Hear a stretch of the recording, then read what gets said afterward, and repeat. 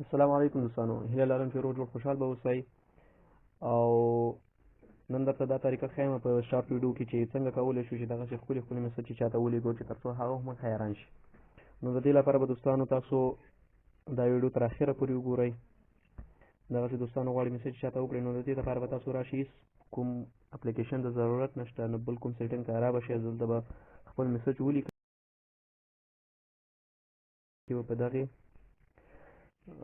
سرچ نشان باندې به کلیک وکړئ. په دې ځای کې به دوستانو تاسو وګورئ چې هر کوم ډیزاین ورلیږئ تاسو هغه به تاسو ور ولیږئ. مثلا زه دا ورلیږم. بل دوستانو اوس بل څه ورته لیکمه، بیا به په دې ځای کلیک وکړئ. دوستانو دا دی، دا به ور ولیږئ.